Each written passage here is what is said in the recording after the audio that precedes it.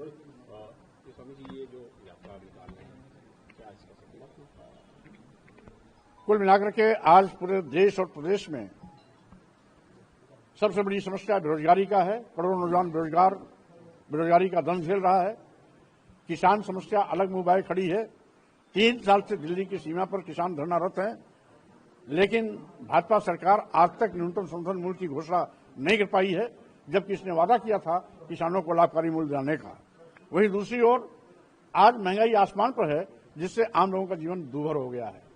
जब से भाजपा सरकार बनी है, बड़े पैमाने पर ये लोगों को गरीब, मजबूर और मजलूम बना करके 5 किलो 10 किलो चावल पर वो इनकी जिंदगी को ठहरा दिया है। प्रधानमंत्री खुद कहते हैं हम 80 करोड़ लोगों को राशन देते हैं, 5 किलो 10 किलो चावल देते हैं। जिस देश में 80 करोड़ लोग की जिंदगी 5 किलो 10 किलो चावल के इर्द गिर्द घूमेगी, स्वाभाविक रूप से वो देश केवल गरीब ही नहीं है, बल्कि गरीबों का देश हो गया है। विश्व गुरु बनने का सपना दिखाने वाले माननीय प्रधानमंत्री जी गरीबी दूर करने से कतराते हैं। आज गरीबों की संख्या बेतहाशा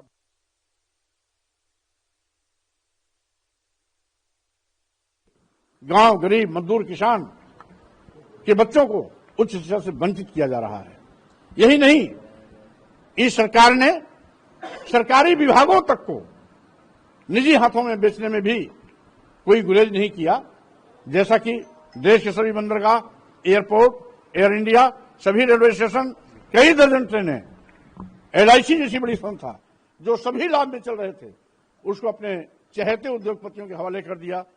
मैं कहना चाहता हूं, जिन विभागों में, जिन सरकारी संस्थानों, प्रतिष्ठानों में देश के नौजवानों को सरकारी नौकरियां मिलने की उम्मीदें हुआ करती थी, ये सरकार उनकी उम्मीदों पर भी पानी फेर रही है।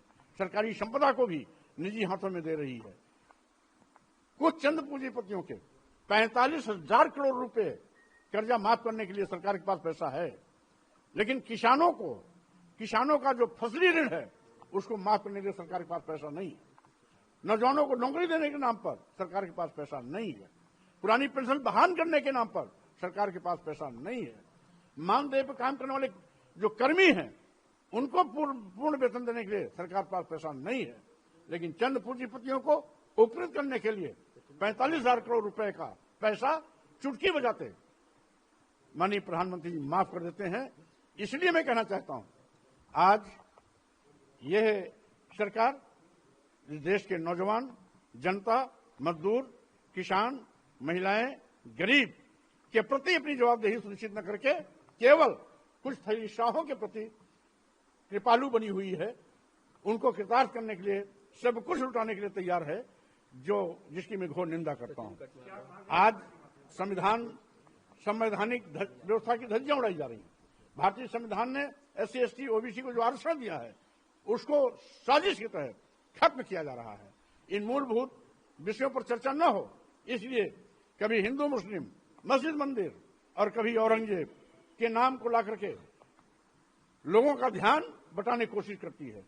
मैं इसीलिए इस संविधान सम्मान एवं जनहित हुंकार यात्रा के माध्यम से सरकार के इन काले कारनामों को बेपर्द भी करूंगा। साथ ही साथ हमारी मांग भी है कि यह कुंभकर्णी नींद सोने वाली भाजपा सरकार नींद से उठे और जो जनहित के मुद्दे हैं उस पर गंभीरता से विचार करें। स्वामी जी, एक पुरानी पार्टी आपकी रही है, इन दिनों बड़ा हॉट इशू चल रहा है, हुआ भतीजे का विवाद, इस पर क्या कहेंगे? अब चूंकि मानिया बहन जी कभी हमारी नेता रही हैं, उनके विषय में मैं कुछ नहीं कहना चाहता हूं। वो ताश के पत्ते की तरह संगठन को हमेशा हेरती फेरती रहती हैं और इसी में कभी भाई को आगे लाती हैं, कभी भतीजे को आगे लाती हैं, कभी असमंजस पे जाती हैं कि भतीजा को आगे करें या भाई को आगे करें। ये मानिया बहन जी का व्यक्तिगत मामला है, मैं उस पर टिप्पणी करना बहुत आवश्यक नहीं समझता।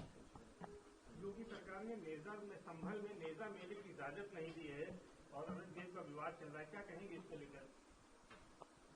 नहीं, कुल मिलाकर के सबसे बड़ी बात है कि 1100 साल तक इस देश में मुस्लिम शासक थे, तब हिंदू सुरक्षित था। और आज जब हिंदू के सबसे बड़े अलंबरदार मोदी और योगी प्रधानमंत्री, मुख्यमंत्री हैं, तो हिंदू संकट में है। इसलिए ऐसे प्रधानमंत्री मुख्यमंत्री की लानत है जो हिंदू का अलंबरदार होते हुए भी हिंदू की रक्षा नहीं कर पा रहा है। यह बहाना है औरंगजेब का नाम लेना, बहाना है मस्जिद और मंदिर का नाम लेना, बहाना है हिंदू और मुस्लिम का नाम लेना। ये सब बहाने मूलभूत मुद्दों से लोगों का ध्यान भटकाने के लिए है, इसके सिवाय कुछ नहीं। तो इजाजत मिलनी चाहिए थी, किसी की इजाजत जो परंपरा है मिलेगी। नेजा संभल हाँ, नेजा जो संभल मेले का इजाजत नहीं दी है सरकार ने, इसको लेकर क्या कहने मिलनी चाहिए? देखिए, जो परंपरागत रूप से हमारे कोई भी त्योहार हैं या धार्मिक मेला है या कोई कार्यक्रम पहले चला रहा है परंपरागत रूप से, तो उसे बिना व्यवधान के आगे बढ़ते करते रहना देने की इजाजत देनी चाहिए। लेकिन यह सरकार तो नई परंपरा शुरू करती है और हर चीज की मार्केटिंग करती है। अभी जब अयोध्या में राम की मार्केटिंग कर रही थी, अयोध्या की चीज हार गए, 400 के पार का सपना देखे थे, बैसाखी पे आ गए। अब कुंभ मेला की मार्केटिंग कर रहे हैं। अरे कुंभ मेला भाजपा ने नहीं लगवाया है, यह हजारों साल की हमारी पुरानी परंपरा है। हजारों साल से यहां पर अकूत भीड़ आती रही है। इसलिए 4 महीना पहले से हजारों करोड़ रुपया खर्चा करने के बाद भी कुंभ मेले में जो फजीहत सरकार की हुई है, 3-4 बार भगदड़ हो गई, 2 बार आगे लग गई और भी अफरा तफरी का माहौल था। इर्द गिर्द आसपास के जितने जिले हैं उन रेलवे स्टेशन पर यात्रियों को एक हफ्ते तक दर की ठोकरें खानी पड़ी। ये सारी दुर्व्यवस्थाएं सरकार की नाकामयाबी को जाहिर करती हैं। हम समझते हैं सरकार बोलने से ज्यादा काम करे तो ज्यादा अच्छा है, लेकिन बोलती ज्यादा है, काम कुछ नहीं करती। अच्छा, नागपुर में जो दंगे हुए इसको लेकर क्या कहेंगे? यह बहुत पहले तथागत बुद्ध ने एक संदेश दिया था, बैर को बैर से नहीं खत्म किया जा सकता। एक और तो कहते हैं औरंगजेब बहुत क्रूर था, लेकिन वो कट्टरवादी हिंदू संगठन जो आतंकवादियों जैसा व्यवहार कर रहे हैं, या क्या क्रूरता की श्रेणी में नहीं आता क्या? 350 साल पहले औरंगजेब यहां के शासक थे। आज औरंगजेब कहां से आ गए?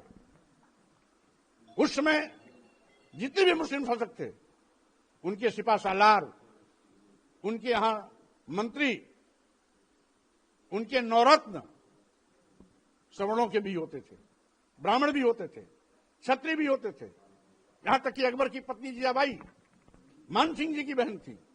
उसमें ये लोग कहां थे? लेकिन आज जब देश संकट से जूझ रहा है, मुद्दे दर मुद्दे आज सरकार पर भारी पड़ रहे हैं, मुद्दे पर जनता चर्चा न करे, इसलिए इस प्रकार की सिगुफेबाजी करते हैं, इसके सिवाय कुछ नहीं। और जो कल नागपुर में हुआ, हम समझते हैं ये आतंकवादी हिंदू संगठनों का नंगा नाच है। समय रहते अगर इसको कुचला नहीं गया तो ये है संविधान पर भारी पड़ेंगे, देश पर भारी पड़ेंगे। एक बार ऐसे ही अराजक तत्वों के नाते देश बढ़ चुका है, दोबारा भी इनकी काली करतूतों के चलते देश बढ़ने के कगार पे आ जाएगा। जो किसी की कब्र खोदेगा वो भले आदमी की संगठन होगा, जो किसी को मार काट धाड़ करेगा वो सज्जन आदमी होगा, जो गोली बारूद और हिंदू राष्ट्र की मांग की बात करेगा वो सज्जन आदमी होगा, जो संविधान विरोधी बात करेगा वो देश का हितैषी होगा। आज जब हमारा भारतीय संविधान पंथ निरपेक्ष धर्मनिरपेक्ष की बात करता है तो हिंदू राष्ट्र की बात क्यों? हिंदू राष्ट्र की मांग करने वाले लोग राष्ट्र विरोधी हैं, संविधान विरोधी हैं। ऐसे लोगों के खिलाफ कानूनी कार्रवाई करने के बजाय माननीय प्रधानमंत्री जी जाकर के उनको महिमा मंडित करते हैं, तो स्वाभाविक रूप से ये सब ऐसे देशद्रोहियों का एक गिरोह तैयार हो रहा है जो हिंदू धर्म के नाम पर आतंकवादी संगठन तैयार कर रहे हैं, जो देश के अहित में है।